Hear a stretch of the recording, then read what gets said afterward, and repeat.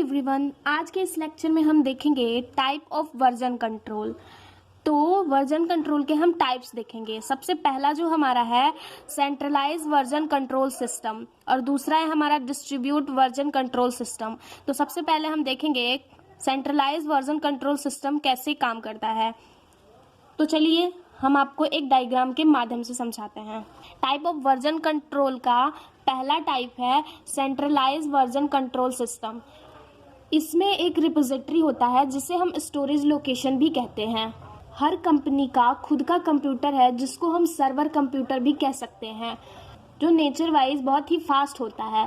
तो उस कंप्यूटर के अंदर एक स्टोरेज लोकेशन बनाई जाती है जो सेंट्रलाइज होती है। इस स्टोरेज लोकेशन को टीम में जितने भी लोग इन्वॉल्व हैं वो सब इसे एक्सेस कर सकेंगे।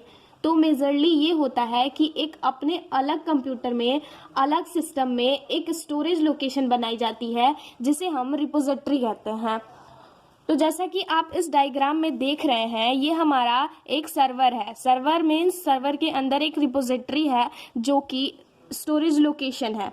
सेंट्रलाइज वर्जन कंट्रोल सिस्टम को एक डायग्राम के माध्यम से समझेंगे। तो सबसे पहला जो ये हमारा रिपोजिटरी है वो एक सर्वर है, जो हर कंपनी एक अपना कंप्यूटर रखती है और उस पर सारा डेटा सेव होता है। जितने भी एम्प्लॉय होते हैं, जो भी कोड करते हैं, वो इसी रिपोजिटरी में अपना कोड सेव करते हैं। तो जस्ट सपोज मान लीजिए एक कंपनी है और उसमें बहुत सारे डेवलपर्स वर्क कर रहे हैं। तो अगर ये जो डेवलपर है वो उसने कुछ कोड लिखा और उस कोड को उसे रिपोजिटरी में सेव करना है, तो उसके लिए उसे कमिट करना पड़ेगा। जो भी डेवलपर कोड रिपोजिटरी में सेव करता है उसको हम कमिट बोलते हैं।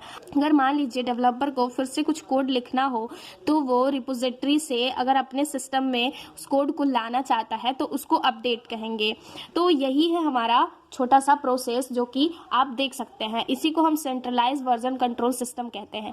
लेकिन मान लीजिए ये तो सब तो ठीक है, लेकिन इसके भी कुछ डिसएडवांटेज होते हैं। डिसएडवांटेज क्या है कि बिना नेटवर्क का ये काम नहीं करेगा।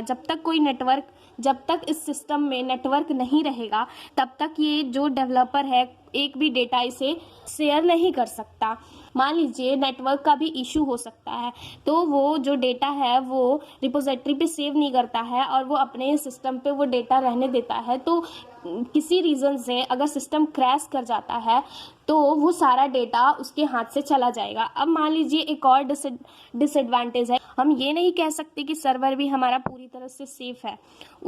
उसमें भी कुछ एरर्स हो सकते हैं, कुछ फॉल्ट्स हो सकते हैं। उसकी वजह से अगर हमारा पूरा का पूरा डेटा चला जाता है, अगर सिस्टम क्रैश कर जाता है, तो उसकी वजह से हमारा जो होता है सिस्टम, हमारा जितना भी डेटा होता है वो वहाँ से ख़त्म हो जाता है। इसके लिए वर्जन कंट्रोल का दूसरा टाइप देखेंगे, डिस्ट्रीब्यूटेड वर्जन कंट्रोल सिस्टम। इसको मैं नेक्स्ट वीडियो में आपको एक्सप्लेन करूँगी। Thank you.